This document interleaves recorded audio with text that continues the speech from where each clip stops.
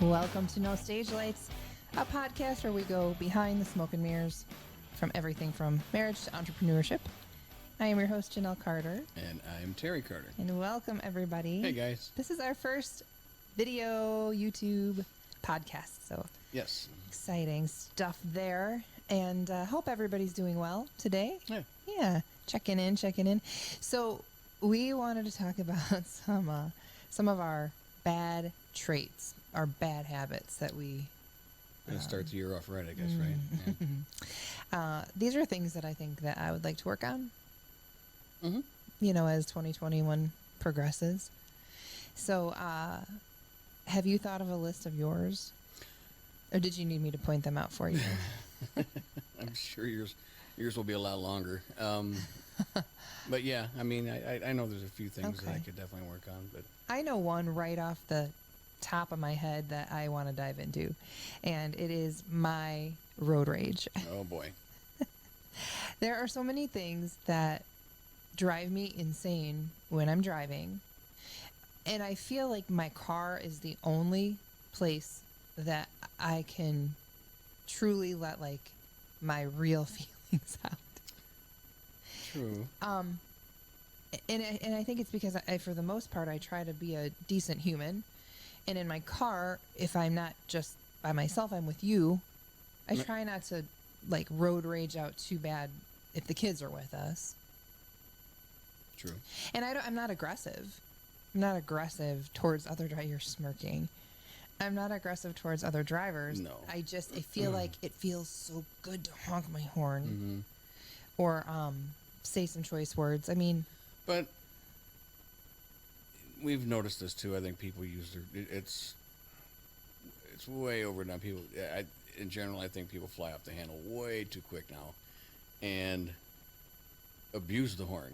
It's like it's Horn to abuse. Me, yeah, it's horn abuse. It's the ultimate middle finger. You know what? It just sometimes just feels so good to just lay on it. And yeah, but you don't know what I that don't- does to people. I mean, I don't ever honk it at somebody. Well, they don't know that. But I wait until they're away. So you're gonna get the drivers that are oh. unsuspecting. Yeah. My favorite time to honk the horn is when I'm mad at you. Like if we're in the heated discussion in the car. I guess that's better than saying bad words. I guess. I mean, it's like a real live kind of like that bleep. Yeah, the live bleep. Yep. I have a question, and I know we've discussed this at length. If somebody is pulling into a parking space, like off of the road, like on road parking, I'm not talking in a parking lot, but if you're driving down the road, main street of a town, and there's a parking space, should they be using their signal? I don't think so. I think so. I don't, because they're not technically turning onto another road. They are slowing down, which you should be giving them plenty of distance to apply their brakes and calmly turn into their parking spot without you being right on their tail to see what radio station they're listening to. So now that we're doing the YouTube video, we do have the ability to have comments. So if there is somebody who knows the law, I'd love to know. Better than we do. I'd love to know, if you are pulling into a parking space, do you have to use your signal? I don't think it's as important. I mean, it might be a law that you should. So I mean, I definitely could be wrong. Also, is it illegal for asking for a friend? Is it illegal for my friend's husband to unhook her horn? I will unhook your horn. Threaten to unhook her horn. I will unhook your horn. Oh my gosh. You're a very calm, cool, collected driver. Unless you had enough, and then I get nervous. Well, yeah, everybody's got their point, Yeah. So that's one of my bad traits, my bad habits. I have the tendency to be a little bit bossy. No. I've always been a little bossy. My friends that I grew up with can attest to that. Yep. How about, okay, let's move on to you. Okay. That's enough about me. Yeah. I think I'm perfect. Well, here you go. You heard it here, folks. I'm kidding. I don't know. You said you had a list. I mean, I was kidding. No, I don't really have a list. I think I'm a little over the top. I'm very Is it okay to use the word anal? I mean, I think so. Yeah.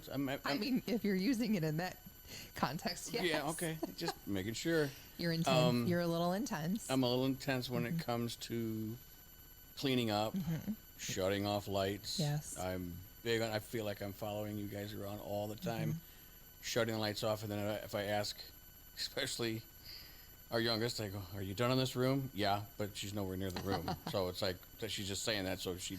Yeah, I'm still using the bathroom, even though I'm 3 rooms away two from towns away. But I appreciate your intensity, I think is the right word. Probably. For keeping a clean home. I do appreciate that. Right.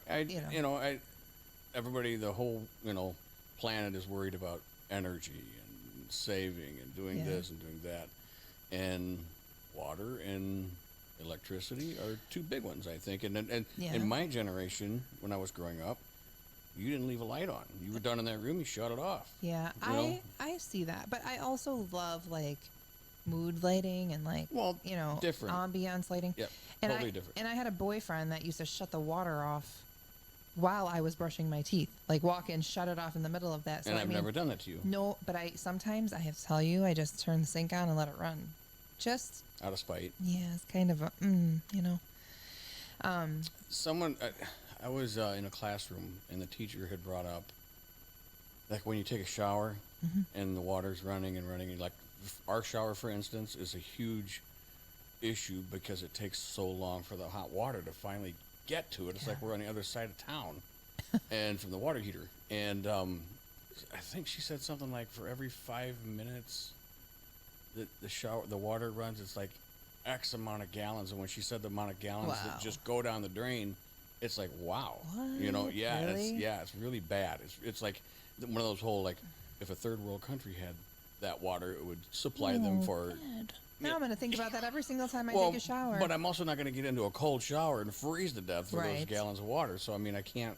I wonder how many gallons of water I use every night. I take a hot bath every night. But that's. Sometimes twice a day if I'm not feeling that great or had a tough workout or something. I will go, like, lay in the Epsom salt bath. You are using it, though. You're not letting it just run down the drain for no reason at all. True. So there's a difference. I'm using, I guess so. But our bathtub is wide and deep. Thank God. As it should be. Love soaking in it. And yeah. I just wonder how many gallons go down the drain. So, but I mean, overall, I think we get a little bit nitpicky on our bad habits because I don't think we have. You're not the kind of guy who's, like, leaving his stuff all over and, like, leaving my shoes. I trip over Terry's shoes on the daily.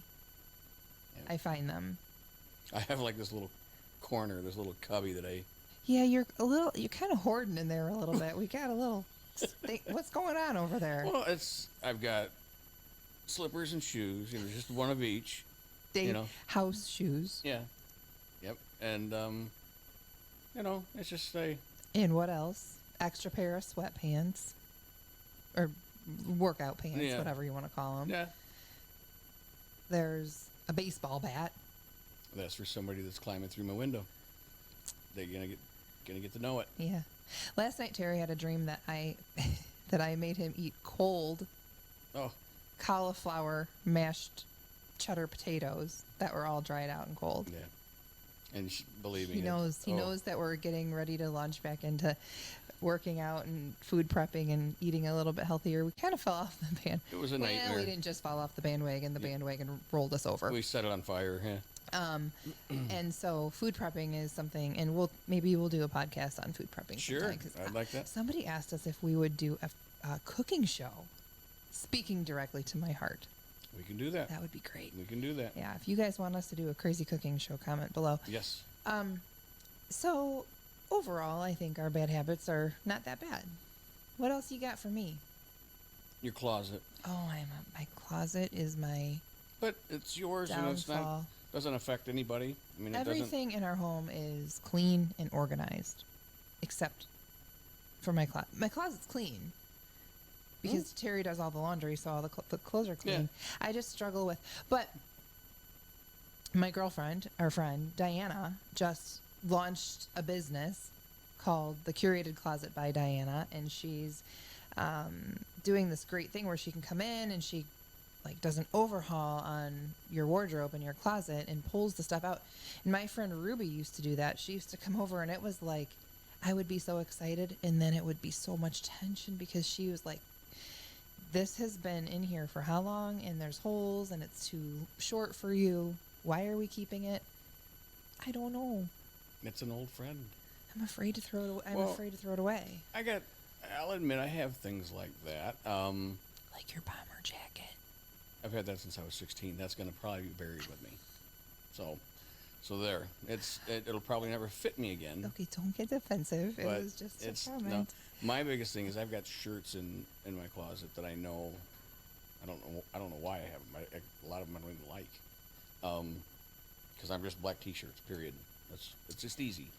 And so yeah, I got some things I can get rid of. I think another thing I do, which I kind of drive myself crazy with, is like if I'll get a new piece of gear, you know, I'll save the box, and I think my thought process behind that is, for if and when we move, I can put it back in the box and it'll be safe and not be bubble wrapped in some other box and get lost, which is completely ridiculous because. I mean, unless it's fragile. I mean, like I kept the box to the mixer and stuff like that. I think. Yeah, but I think you have your own little like system shipping workshop in your head. You have a whole use the whole post office up in there. I do. I love to ship. I know you do. I don't know what. Maybe I was a mailman in another lifetime or something. Or I'm so glad you do because with our other business that we have, the Carter Coffee Company, we are sending out coffee and shipping coffee. And I mean, I have no clue. It's like he's the one who's doing it all. It's a great partnership. I really. like finding the best rate and packing them up the best way, and so stuff doesn't jostle around in the boxes. Yeah, it's just like a challenge. He has packed up boxes to ship out, and then woke up the next morning and unpacked it and repacked it because he had a better idea of how to ship it even more securely. I mean, you're very into the shipping scene. Anybody that gets our stuff, they're going to get it how I ship it. They're going to get it. It's going to be, unless the post office literally runs it over. Which we've had some boxes. And I don't think it's the post. Not just the post office. I'm just using that as a slang term. Right. You whether be, any of them. Speaking of the Carter Coffee Company, today's episode is brought to you by the Carter Coffee Company, socially conscious, direct trade, and global love. You can visit us at www.cartercoffeeco. That is co.com. CarterCoffeeCo.com. Check it out. Guatemalan premium coffee. Good stuff. Great stuff. That's what I'm drinking right now. I've got some in my cup here. Not me. I got some sparkling water. Ah, we like that sparkling. Yeah. We're a little bit fancy sometimes. Yeah. Sparkling and flat water. Yeah, you can see how fancy this is. It's just a Are you a cold bottled water? Absolutely. Do you know that when we're performing, that's not the greatest for your voice? Well, I don't have the greatest voice, so it doesn't deserve the greatest You know what it's better than, though? Blackberry brandy. Yeah. I'll give you ice cold bottled water all night long. Some of the other things that I'm a procrastinator. I think everybody is. I am too. I work better under pressure. Mm-hmm. If I know I have, and I was just listening to an audiobook, Jen Sincero. Can I girl crush out for 1 second? Yeah, go ahead. I'll take a drink. Okay. I absolutely am just completely enthralled with Jen Sincero in her book, You Are a Badass. It's like she's speaking directly to my soul. She is also a musician and has been through a lot of the same things that I've been through. And I am like, I want to be her friend so bad. So Jen Sincero, if you hear this podcast, call me, girl, because I need you up in my life. But anyway, Jen Sincero, You Are a Badass. Check that book out. She was talking today about if you know that you have 6 months to get something done, it's going to take 6 months to get it done. If you know you have to do it in 5 minutes, you're going to do it in 5 minutes. There's a healthy level of balance and pressure I think you can put on yourself. Of course. When I did my very first keynote speech, I waited until the very last month. I had a year to prep, and I woke up one day and I was like, oh my gosh, it's coming. I have to do this. But I think I wouldn't have been able to do it any other way. And I think everybody does that to a certain extent. I mean, when you're under pressure, you know you have to get it done because you don't want to fail. But I think just by nature, we kind of like, oh, I got a week to do this. I'll start it tomorrow, or I'll start it. It's like learning music for me. If I know I have too much time, I'm not going to bother with it. I'll just wait until in my How's head. that gone for you? It's induced some panic. It's in the past. It can be hectic. Yeah. It can be hectic. I do know But that. I got it done. I got it done, and You were tough to live with for a couple of weeks, but you did it. Yeah, I definitely work better under pressure, and some of I think my best projects have come from in songs. Let's talk just even about songwriting. Some of I think of our best material has been like a quick boom, boom, boom. It's quick, it's done. And this is another bad trait of mine. I guess it could go either way, positive or negative. But I am a now person. Like if I decide that I want to put up a pallet wall, I don't want to do it tomorrow. I want a pallet wall today. And I built a pallet wall by myself in a day. You had to secure it to the ceiling. I mean, that's the thing is like I start some projects and then Terry has to come in and like reinforce and make say, it safe. This is the way it should be. Yeah. And we have to, if we're going to do it, we're going to do it right. And I think that's great. But I'm kind of like look what I put up on the wall. Yeah. It should only kill 3 people when it falls. Yeah. So let's tell them a little story about our last home we were in, and I decided that I wanted to hang some pictures, and I didn't want to. Actually, it was a mirror. I wanted to hang a mirror in the bathroom. I wanted it done now. He was at work. I didn't want to wait. I used to have a bad habit of just nailing the nail in and hanging things up without using any kind of like drywall anchor.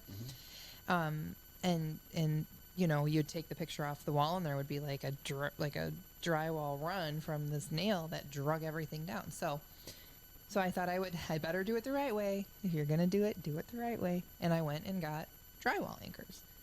Well, what I didn't realize is that you don't hammer them. You start them with a hammer to get them in the wall. Then you don't hammer them all the way in. No. So I lost probably a dozen drywall anchors in the wall. And by the time he got home, it looks like somebody shot our wall. I mean, boom! It was like a whack-a-mole game, And then I worried that, like, I don't understand. Nobody make fun of me, okay? But I don't understand like how a home is constructed, so I don't understand what's in the wall. So I was afraid that I was gonna like start a fire because I thought the plastic would be touching maybe like the electric and it would melt, but that's not how it works. Oh. Well, No. I tried. Yeah, you did. I tried. You did. Those little boogers are tough to get in. Well, no, you start them and then you just take a drill and zzz, and then they just kind of flush up to the wall. But hence the reason why I hang the pictures now. Yeah, see? You just say where you like it, and I think a lot of times, I mean, we always joke about you saying, like, this is a bad idea. This is a bad idea. And I'm like, no, we can make unicorn poop. Of course we can. Nothing is impossible. No. I don't know where unicorn poop came from. I was going to you kind of threw me with that one. But anyway, I just let it go. So anything else you can think of? No, we started out with the road rage, and it just kind of like went off on a trickled down into all of our quirks. Quirks is a great word for that. I like quirks better than a bad habit. Yep. Because some of those things can have a positive effect. Being a doer. And like, let's do it now. I mean, that you can really get some stuff done. Right. And I think we could categorize this whole segment here and relate it to balance. Oh, you're so smart.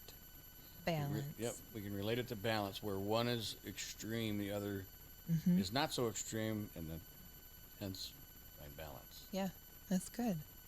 Get you all zen. I'm really proud of you. Oh, you guys are so much fun. Thank you for tuning in to our very first YouTube and simultaneous podcast, which has been a struggle trying to figure out if it looks like it's easy just doing this. come on over and Yeah. we'll show you all the stuff we did. We had a backdrop that we ordered in the mail, and it came, and And it looked like a backdrop that came from the mail. it sure did. So then that was one of my, we need to do this now. We built a room. Mm-hmm. We built a set, which is so much fun and like right up my alley. Yeah, watching me do the work as you stand there and point. I love it. Yeah, it's But right up your alley. We've had a lot of learning curves Yes. doing this, and so we're excited to finally have our first. Da, da, da, da. Yeah, Do you have Happy a, New do you Year, have a guys. button for that? Like a, like a. They're like No. a king or a queen entrance or nothing, huh? I just got. Welcome to our set. All right. Well, you have been listening to No Stage Lights. Yes. I am Janelle Carter. I'm Terry Carter. Hey guys, we'll see you soon. Take it easy.